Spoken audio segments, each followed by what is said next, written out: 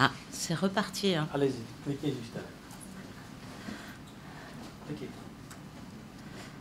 Voilà, merci.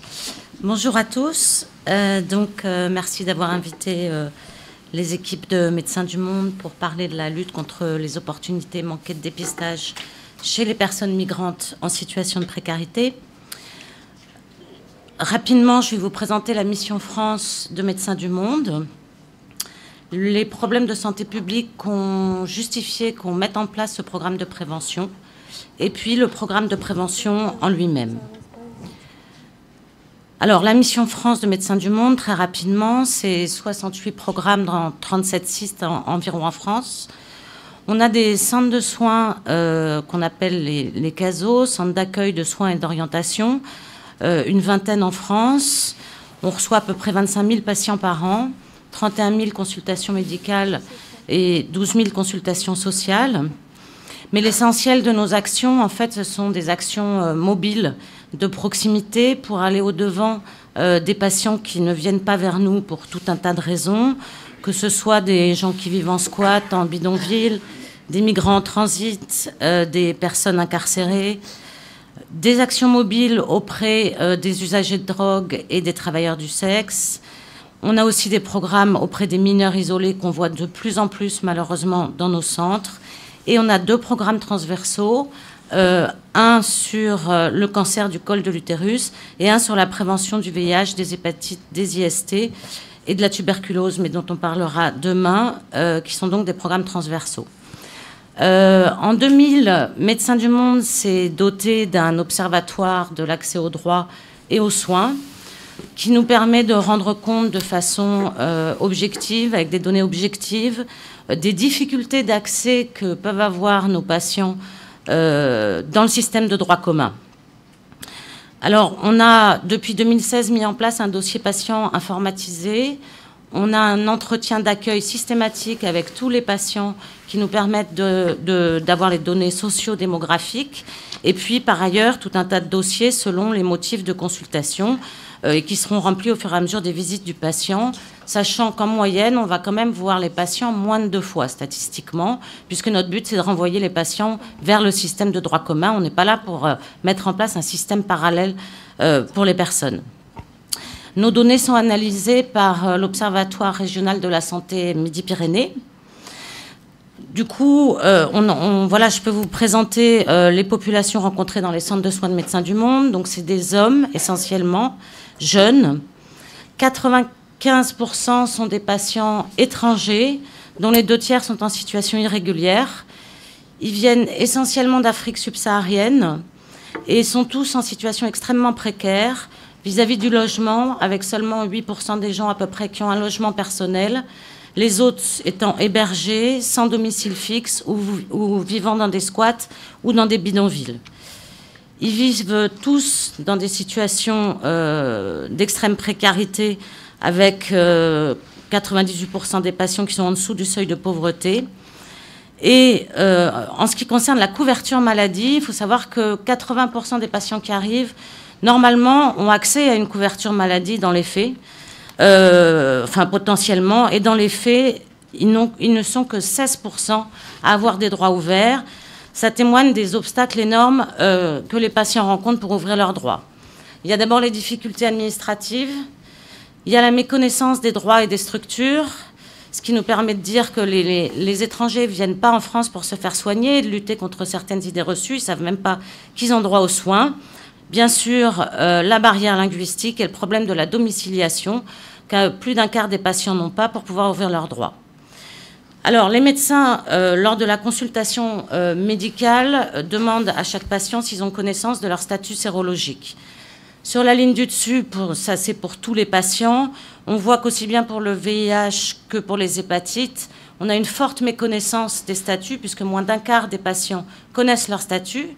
Si on dissocie les étrangers ou les Français, on voit bien que la connaissance du statut pour les étrangers est nettement inférieure que la connaissance des statuts sérologiques par les personnes françaises qu'on reçoit dans nos centres. Alors, en ce qui concerne le problème de santé publique, rapidement, j'ai fait un un focus migrant sur l'épidémiologie du VIH en France. En gros, en France, 6% des personnes sont de nationalité étrangère, mais elles payent un lourd tribut à l'épidémie, puisque en ce qui concerne l'épidémie cachée, c'est 40% d'hétérosexuels d'origine étrangère, essentiellement originaires d'Afrique subsaharienne. C'est 48% des découvertes de séropositivité en France chaque année. Un gros retard au diagnostic, notamment chez les migrants d'Afrique subsaharienne. Et grâce à l'étude Parcours, on sait aussi que entre 35 et 49% des migrants d'Afrique subsaharienne vont se contaminer en France. Donc il n'y a pas que le dépistage, il y a la prévention primaire qui est fondamentale. Pour les hépatites, une étude assez ancienne nous a montré que quand on est dans une situation de précarité, on a 3 fois plus de malchance d'avoir une hépatite B chronique ou d'être porteur de l'anticorps anti-VHC. En 2011, une étude a permis de revoir cette prévalence, en tout cas en ce qui concerne les anticorps anti-VHC, mais encore une fois, vous voyez que les migrants sont beaucoup plus touchés. On sait qu'il y a plus de 80% des patients nouvellement pris en charge pour une hépatite B chronique en France qui sont nés dans un pays de forte ou moyenne endémie, et on connaît l'importance de l'épidémie cachée en France. Donc on a une vraie nécessité d'être proactif, de faire de la prévention diversifiée et de proposer des dépistages à nos patients qui ne viennent absolument pas pour ça dans nos centres. Ils viennent avec une toute autre demande. Pourquoi alors? Parce que les occasions manquées de dépistage, c'est une perte de chance individuelle et collective. Donc on a mis en place, devant ces constats, un programme de prévention en 2003, justement pour proposer ces entretiens aux patients, les inciter à se faire dépister et témoigner de la situation de ces patients. La première chose, ça a été la formation des équipes, qui est fondamentale, que ce soit des professionnels de santé ou pas, avec mise en place d'une équipe de prévention. Par exemple, dans nos centres de soins, on profite du temps d'attente en salle d'attente pour proposer un entretien de prévention. Bien sûr, on travaille en réseau, c'est fondamental. Et on a un dossier, je vous disais, on a un dossier patient informatisé avec un recueil de données, un entretien de prévention systématiquement renseigné. Par contre, après, on va orienter les patients le plus souvent vers des centres de dépistage gratuits. Et pour le coup, on n'a pas le retour des résultats, sauf les centres de dépistage qui nous renvoient en fin d'année un compte-rendu global. Donc, en fait, on ne peut pas vous décrire avec précision les caractéristiques démographiques de la population dépistée. Je vous mets ici, c'est la colonne la plus à gauche, les prévalences du VIH et des hépatites qu'on retrouve dans nos centres maintenant depuis plus de 12 ans. Vous voyez une prévalence de l'hépatite B parmi les patients qui est aux alentours de 10%, du VHC de 3% et du VIH de 3% aussi. La deuxième colonne met en parallèle les prévalences en population générale en France. Et la dernière colonne, la prévalence dans une étude Précavir qui a été faite dans 2 permanences d'accès aux soins de santé entre 2007 et 2015, qui montre aussi et qui reçoit le même public que Médecins du Monde, qui montre aussi des prévalences extrêmement élevées. Bien sûr, on a des équipes qui proposent des TROD, VIH ou VHC. Certaines vont commencer à proposer des TROD antigènes HBS et syphilis. En conclusion, qu'est-ce qu'on peut dire? C'est que, au vu de ces données, il y a une vraie nécessité de développer en France des projets vraiment spécifiques de prévention qui doivent être diversifiés dans toutes les structures qui accueillent des migrants, et notamment les PASS. Si on a un programme dans toutes les PASS qui permet de proposer des dépistages systématiques, nous, on peut fermer notre programme à Médecins du Monde, c'est ce qu'on souhaite, parce que les PASS, c'est du droit commun. Il faut limiter les opportunités manquées de dépistage, que dans la population migrante, il doit y avoir une approche de santé sexuelle qui est une approche plus globale de la santé, l'importance de l'interprétariat et de la médiation sanitaire qui permettent à nos patients d'avoir un accès vraiment réel aux soins et aux droits. Il faut absolument améliorer les conditions d'accueil et d'hébergement des personnes migrantes et plus généralement tous les déterminants de la santé. À l'heure actuelle, il se passe des choses terribles avec un déni de droits pour les migrants. Et donc, il faut lutter contre les politiques sécuritaires qui vont vraiment à l'encontre des politiques de santé publique, on a la pénalisation du client. À l'heure actuelle, on a la loi Asile et Immigration qui est en cours de discussion et on va à la catastrophe sur le droit au séjour pour raison médicale et bien d'autres choses. Et tout ça, c'est des enjeux vraiment importants parce qu'on a une vaccination contre l'hépatite B, on a des traitements qui sont efficaces et donc les insuffisances de dépistage et de prévention, c'est une perte de chance intolérable pour toutes les personnes. Voilà, je vous remercie de votre attention. Je voulais remercier tous les patients qui acceptent de répondre à nos questions, tous nos partenaires, les CGID, les PASS, les associations, le ministère de la Santé qui finance ce programme, bien sûr toutes les équipes de Médecins du Monde. Je voulais rendre un hommage particulier au docteur Jean-Pierre Lhomme, que vous voyez là sur la photo, qui a beaucoup fait pour la réduction des risques et qui nous a quittés il y a quelques mois. Et puis un petit clin d'œil sur la campagne du prix des médicaments, rappelant que les prix sont encore très élevés pour le VHC, notamment, et que ça a été un obstacle à l'accès aux soins pour les patients de Médecins du Monde. Vous pouvez toujours aller signer la pétition qui est toujours sur le site de Médecins du Monde pour la baisse du prix des médicaments. Merci.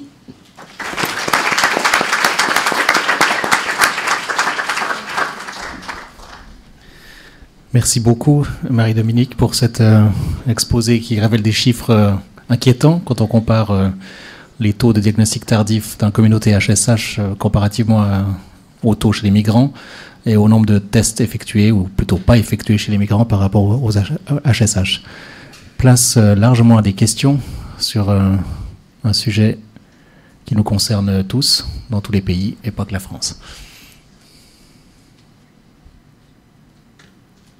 Est-ce que vous avez pris un café à 10h ou pas? Je suis d'accord qu'on a fini à 10h15 la plénière, mais je pensais que vous serez plus réveillés. C'est le premier jour, hein. Qu'est-ce que ça va être samedi? Ah, mais c'est peut-être moi qui vous ai endormi, en fait. Ah, je ne pense pas. Richard, une question pour Marie-Dominique?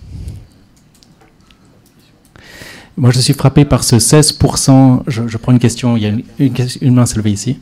16% utilisent leur droit à l'accès aux soins, alors qu'ils auraient logiquement droit pour les migrants.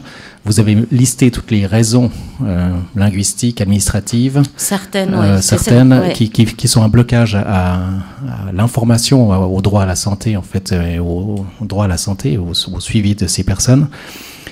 Concrètement, Médecins du Monde a effectué cette enquête avec ce dossier patient qui s'ouvre. La question qui me vient quand j'ai vu votre présentation, c'est vous les adressez ensuite à un centre de dépistage. Pourquoi, lorsque Médecins du Monde intervient et qu'il y a cette enquête qui est faite en face à face, si j'ai bien compris que le dossier patient, pourquoi le dépistage n'est pas fait directement à ce moment-là, sur place? Alors, en fait, il y a des équipes qui proposent des... Alors, nous, on ne fait pas, on n'a pas de laboratoire, donc on ne fait pas de prise de sang. On peut proposer des tests rapides. Après, on a 16 équipes qui proposent des tests rapides. L'inconvénient des tests rapides, c'est qu'on n'a pas un bilan de santé global et surtout, on ne peut pas faire tous les dépistages. Et quand on adresse les patients vers des CGID, par exemple, on a aussi le dépistage de toutes les autres IST. Et par exemple, pour l'hépatite B, on fait les 3 marqueurs d'emblée, ce qui permet de pouvoir, par exemple, là, on a une prévalence de 10% d'antigène HBS, mais on sait qu'il y a 40% des patients qui ont fait une hépatite chronique B dont ils ont guéri, et 50% des patients qui vont pouvoir bénéficier de la vaccination et qu'on va aussi pouvoir proposer à l'entourage. Donc, on a une prise en charge qui est beaucoup plus globale. Maintenant, si on a des tests rapides pour tout, on pourra proposer l'ensemble des tests aux patients. Mais en plus, toutes nos équipes ne proposent pas des TROD. Donc voilà, on les adresse le plus souvent vers les CGID. Il y avait une question dans la salle, les deux même, je vois, oui. Oui. Madame. Merci. Docteur Kinenya, maladie infectieuse FAN, Sénégal. Merci à Marie pour le plaidoyer, d'abord. Ensuite, la question, c'est concernant les thèmes connaissance du statut chez le migrant. Est-ce que vous avez tenu compte du fait qu'une réponse positive peut être perçue comme un élément, un facteur de rapatriement? Est-ce que ce point ne constitue pas un biais pour un migrant disant je suis peut-être porteur du VIH, il peut se dire que ça peut être un motif de rapatriement. Honnêtement, non, parce qu'en fait, quand on propose les dépistages aussi aux patients, dans 95% des cas, ils n'avaient pas connaissance de leur pathologie. Je ne sais pas si je réponds à votre question, mais en fait... Est-ce qu'on peut être sûr? On ne peut jamais être à 100% sûr. Ce qui est clair, c'est que derrière, vous évoquez la peur de l'expulsion. Oui. Ce qui est clair, c'est que parmi les causes citées par les patients de non-accès au droit, par exemple, il y a la peur de se déplacer, mais qui n'est pas liée à un statut, qui est liée au global. On a 2/3 de gens qui sont en situation irrégulière. Ils ont peur de se rendre dans les structures, de peur de se faire arrêter, de se faire expulser. Alors, votre question, je ne peux pas y répondre parce qu'on n'a pas fait d'enquête là-dessus, mais de façon globale, les migrants ont peur de se déplacer à l'heure actuelle en France quand ils sont en situation irrégulière. Ça, c'est clair. Oui. Donc, en tout cas, dans les entretiens de counseling, nous, on essaye de les rassurer en leur disant qu'ils vont avoir accès aux soins, qu'ils peuvent avoir accès au droit au séjour pour raison médicale. Donc, on essaye d'avoir un lien de confiance, sauf qu'avec le durcissement des lois, et qui ont, selon les gouvernements, on a eu des périodes où il était difficile pour nous de dire « vous aurez forcément accès aux soins », parce qu'on a eu des remises en cause du droit au séjour pour raison médicale qui ont été régulières. Et là, avec la loi Asile-Immigration qui arrive, je ne sais pas ce qui va se passer. Merci. Deuxième préoccupation, c'est concernant l'accès aux soins, effectivement. Est-ce qu'à l'issue du dépistage, ils ont effectivement accès aux soins? Alors, il y a deux choses. Déjà, à Médecins du Monde, il y a toujours une consultation sociale. Donc, vous avez vu, on a au moins 80% des patients qui peuvent bénéficier d'une couverture maladie. Il y a 20% des gens qui ne remplissent pas les conditions parce que, par exemple, ils ne sont pas en France depuis plus de 3 mois, etc. Bon. Mais une fois qu'on a ouvert les droits, ou avant, bien entendu, s'il y a urgence, il est bien évident que les gens ont accès aux soins. Une fois que les droits sont ouverts, c'est dans le droit commun. Vous pouvez avoir un médecin généraliste. Sinon, sans droit ouvert, vous pouvez aussi aller dans les permanences d'accès aux soins de santé qui reçoivent les patients sans droit ou tout patient qui a des difficultés dans l'accès aux soins, même si ces droits sont ouverts. Donc en France, on a quand même la chance de pouvoir que les gens puissent se faire soigner. Après, bien sûr, on a des refus de soins, très clairement, mais on fait du plaidoyer contre les refus de soins. On a des demandes de pièces abusives pour retarder l'ouverture des droits, etc., bien sûr. Mais dans la grande majorité des cas, on a bien sûr accès aux soins en France. Mais il faut faire du plaidoyer pour ça aussi. Merci. Il me semble qu'il y avait une question encore au fond. Et une tout devant ici à droite, à votre gauche. On va commencer par la question devant et puis... Je vous laisse prendre le micro. Merci. Heidi Jiménez Davila, groupe SIDA Genève et Coalition internationale SIDA. Je me posais la question, dans quelle mesure vous intégrez ou vous envisagez d'intégrer des critères de santé mentale dans vos programmes. Je pose la question non seulement parce que c'est un grand fardeau parmi cette population qui a souvent des parcours traumatisants, des conditions de vie traumatisantes, mais aussi par rapport à la prise de risque et puis à une éventuelle adhérence au traitement. Encore une fois, outre l'importance en absolu de la santé mentale pour toute personne. Alors, à Médecins du Monde, on a une stratégie avec 5 thématiques prioritaires, dont la réduction des risques et la santé sexuelle, et aussi des thématiques qui doivent être transversales dans tous nos programmes dans l'absolu, dont la santé mentale fait partie. Donc, on a des équipes qui travaillent sur la santé mentale, on a des psychiatres, des psychologues, donc les patients peuvent avoir accès à une consultation dans ce cadre-là. Merci. Encore une dernière question tout au fond. Alors moi, c'est une petite question rapide. Vous avez parlé par rapport au référencement, le fait de référer donc les migrants pour leur faire le check-up total entre guillemets. Mais est-ce qu'il n'y a pas un risque de perte de vue à ce niveau-là, puisqu'on peut se poser la question que le fait déjà de circuler sans avoir de papier, c'est un risque pour eux. Donc est-ce que, voilà, je voulais avoir votre avis dessus. Merci. Alors bien sûr, il y a des perdus de vue, sachant qu'à Médecins du Monde, on propose aussi un accompagnement physique pour la première consultation, par exemple. Et par ailleurs, bon, nous, c'est un peu compliqué de savoir, parce qu'on ne suit pas les patients après, hein, une fois qu'on les a orientés vers le droit commun. Mais ce qui est sûr, c'est que les études, et même toutes les études récentes, celle du COMED, par exemple, celle de l'étude Précavir, montrent que effectivement, les gens, en fait, ils se rendent à leur consultation, ils vont chercher leurs résultats, ils ont un suivi, et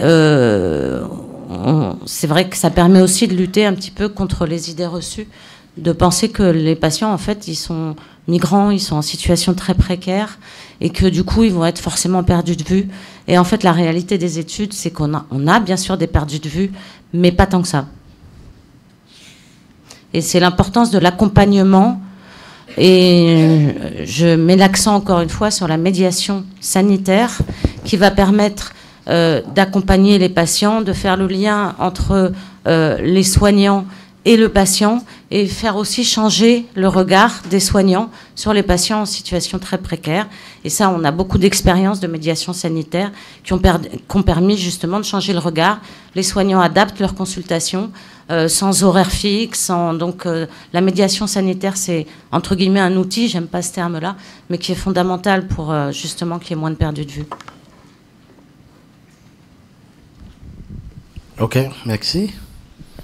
Donc j'ai le plaisir d'introduire le dernier intervenant, qui est Graman Kania de Centre Miras de Bobo Dioulasso au Burkina, qui nous parlera du fort taux de résultats discordants au test VIH dans les populations clés suivant l'algorithme de dépistage en vigueur au Burkina.